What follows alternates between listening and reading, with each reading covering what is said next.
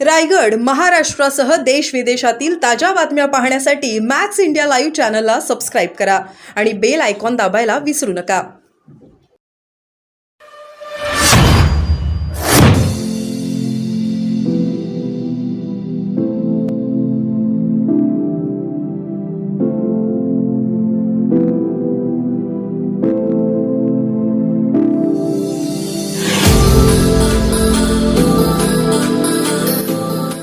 काय नेमकं त्याचं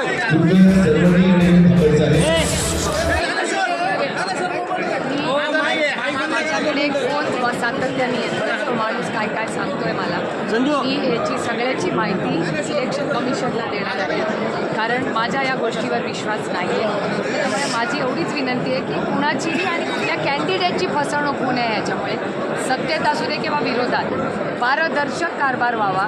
मी कुणावरही आरोप करत नाही आहे, पण असे जेव्हा फोन येतात तेव्हा काळजी वाटते. आणि कुठल्याही म्हणजे सत्तेतल्या किंवा विरोधातल्या कुठल्याही कॅन्डिडेटची फसवणूक होऊ नये एवढंच आहे. त्या सगळ्याची माहिती मी इलेक्शन कमिशनला देणार. पवार साहेब पायाला भिंगरी लागल्यासारखे सभा घेत आहे. संसद सभा होत आहे असं सांगितलं. ज्योती मांगवारे असं बोलल्या की बॅगा तपासणीचा सिलसिला सुरू झाला आहे. महिला जिथे जातात ते ज्या प्रवक्त्या आहेत एकनाथ शिंदे गटाच्या, आणि जेव्हा बॅगा तपासल्या जात आहे आमच्या बॅगांमध्ये आमच्या आंतरवर्षाचा असतात, पण त्या ठिकाणी लेडीज पोलीस नसतात. काय सांगा? मला असं वाटतं तुम्हाला इलेक्शन कमिशनशी सगळं बोलावं लागेल. माझी बॅग आज तपासली.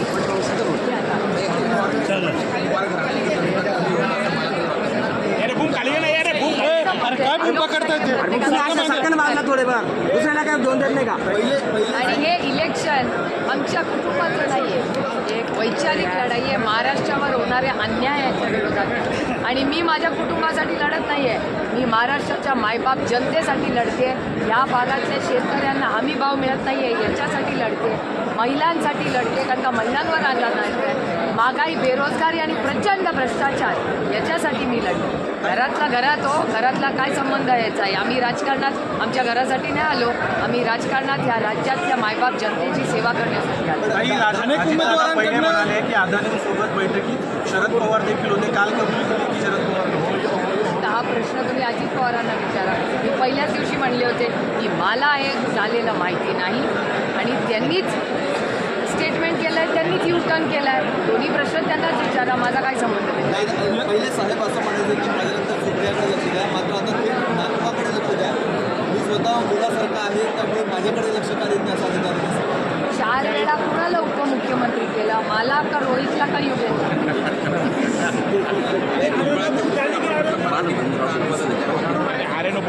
अरे यार तुमच्या मुलीला आवाज येतोय का? आम्हाला आवाजासाठी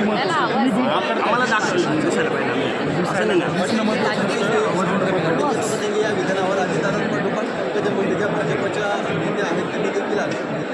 हे भारतीय जनता पक्षामध्ये पूर्णपणे 2 विचार झालेले.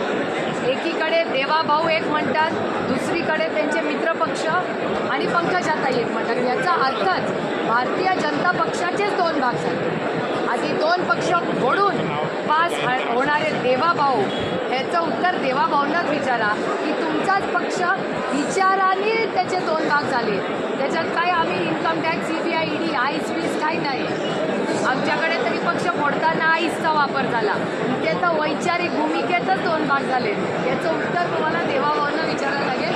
भारतीय जनता पक्षामध्ये 50-50, अर्धा पक्ष एक म्हणतो आणि अर्धा पक्ष दुसरं म्हणतो. मोदींची सभा आज मुंबईमध्ये होती. हाल विचारांमध्ये सरकार कसं चालवायचे? अजितदादांच्या विरोधात पवार कुटुंबीय मात्र गीता पाटील गीता अजितदादा पाटील नाही, विजय पाटील तुमच्या त्या प्रचार करणार आहेत. लोकशाही आहे, प्रत्येकाला अधिकार आहे. एका सशक्त लोकशाहीमध्ये कोणी कोणाचा प्रचार करायचा हा त्याचा अधिकार आहे. मुंबईमध्ये मोदींची सभा होते, मात्र अजितदादा त्या सभेला नसणार आहेत. ते नाशिक दौऱ्यावर येत आहेत. कुठल्याच अजित पवारांच्या पक्षातले नेते तिथं नाही. मेरा पुढचे दुसरे काही गणपतीच्या